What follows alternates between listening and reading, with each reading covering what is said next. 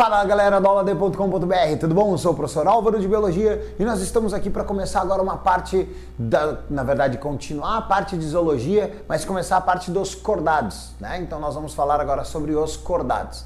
Pessoal, antes de mais nada, inscreva-se no canal, tá? Para que você receba todas as informações do canal Aula D, para que você fique sabendo de todas as aulas que estão entrando aí, beleza? Pessoal, então na zoologia a gente falou lá dos invertebrados, né? Que a gente tem uma classificação meio entre vertebrados e invertebrados, mas que na verdade são vários filos de invertebrados, né? Vimos lá poríferos, quinidários, plateumintes, nemateumintes, anelídeos, moluscos, artrópodes, equinodermos, e agora nós vamos ver o filo dos cordados. Filo dos cordados, para ser um cordado, você tem que ter essas características que estão representadas nessa figura que eu vou ir te falando. Então, deixa eu pegar uma canetona aqui. Caneta. Então, olha só. Cordados. Características que os cordados precisam ter para eu dizer assim, ó, isto é um cordado. Primeira coisa, fendas branquiais. Isso aqui que você está vendo, ó, seria a representação de um embrião de um cordado. E aí esses risquinhos que você está vendo aqui são as fendas branquiais. Ou seja, são estruturas que vão representar ou que vão estar relacionadas com a respiração dos cordados. Pô, senhor, mas peraí, eu sou um cordado e eu não tenho fendas branquiais. Essas fendas branquiais também podem ser chamadas de fendas faringianas, porque no nosso organismo e na maioria dos tetrápodas, que a gente vai ver quem são eles depois, répteis, aves, mamíferos, eles vão transformar essas fendas branquiais, a grande maioria, em faringe e laringe para formar o tubo respiratório e depois pulmões e tudo. Então essas fendas branquiais ou fendas faringianas vão formar a parte respiratória. Então uma característica que tem que ter nos cordados, fendas branquiais. Vou botar aqui entre parênteses, fendas faringianas, ó, faringianas, que seria a mesma coisa. Beleza? Primeira característica. Tem fendas branquiais? Tem fendas faringianas? Beleza, ele é um cordado. Outra característica que ele tem que ter. Nós já vimos lá nos equinodermos, onde todos apresentavam um celoma, né? Desde moluscos apresentavam um celoma lá, apareceram moluscos, anelídeos, artrópodes, aparecia o celoma.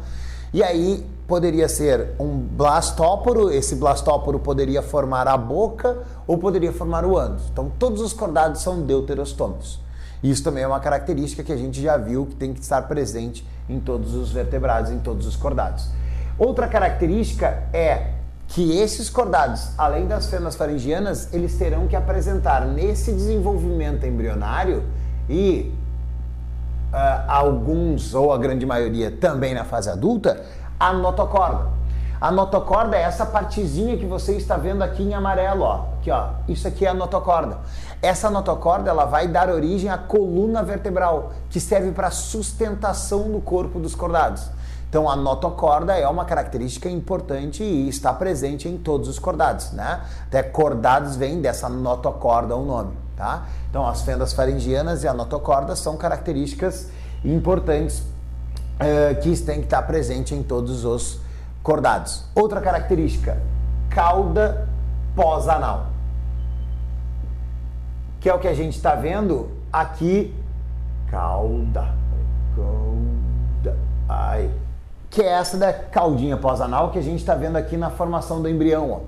Então, em alguns animais, essa cauda pós-anal ela é fusionada e acaba formando, no nosso caso aqui, a coluna, lá e o cóccix é onde a gente tem a cauda pós-anal, mas todos os cordados apresentam essa cauda pós-anal. Ela pode ser adaptada para formar realmente uma cauda, que nem a gente vai ver ali nos crocodilianos, que nem a gente vai ver em algumas salamandras e tal, lá nos anfíbios, mas presença dessa cauda pós-anal aí, tá? Então essa cauda pós-anal também é uma característica importante que vai estar presente nos cordados.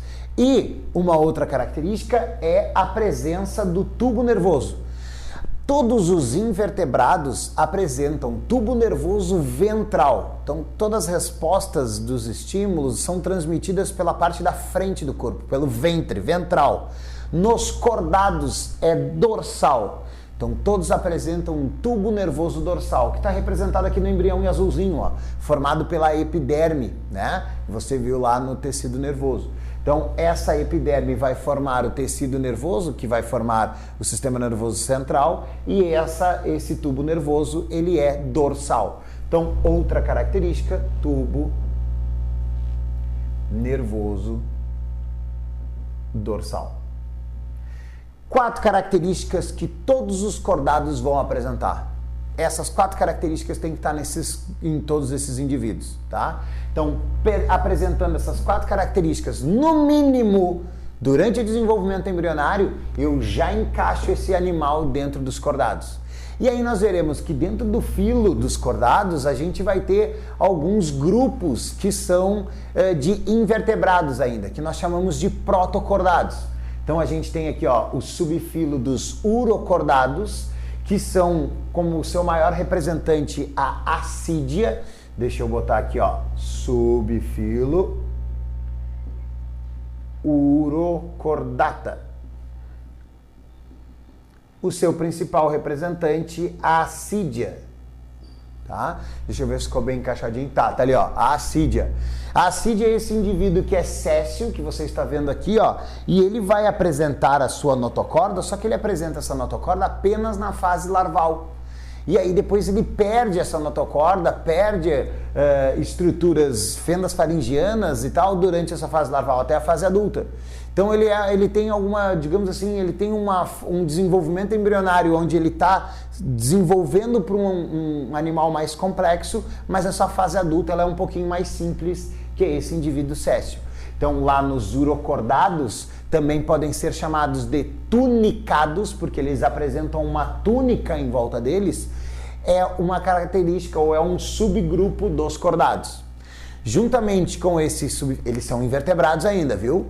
E aí nós temos aqui, ó, a característica, ó, da fase larval da assídia, com notocorda, cordão nervoso dorsal, fendas faringianas, só que daí aqui, ó, ela apresenta essas fendas faringianas, mas ela já não tem mais a notocorda, você não vê mais a notocorda aqui, e esse gânglio nervoso, ele acaba ficando só restrito a só uma partezinha do corpo. Ele não é mais aquele tubo nervoso dorsal como ele era aqui, ó. Aqui era um cordão nervoso complexo. Depois ele acaba contraindo e virando só um gângliozinho, tá? Então, nos urocordados, a presença da notocorda, ó, característica que tem que estar em todos os cordados, ela é só na fase embrionária. Por isso ele ainda é considerado um invertebrado. E nós temos um outro grupo, que também é um outro subfilo, que é o dos cefalocordados. Cefalocordados. Tá? Um ficou escrito ali em latim, o outro não. Ah, beleza. Então, os cefalocordados, o principal representante é o anfioxo. Esse anfioxo é o que você está vendo aqui embaixo, ó. Esse aqui é o anfioxo e aqui está a representação do anfioxo. Essa representação que você está vendo aqui à direita ou à esquerda, né? Na sua esquerda, essa daqui é a larva da assídia e essa daqui é o anfioxo.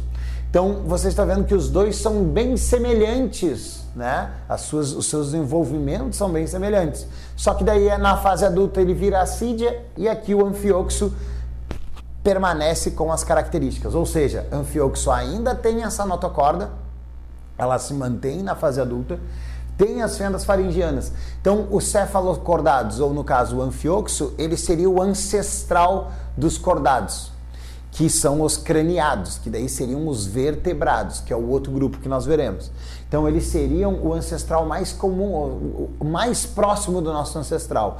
Até porque o desenvolvimento embrionário que a gente viu lá na embriogênese, de mórula, blástula, gástula, a do anfioxo é bem semelhante à de todos os vertebrados. Beleza?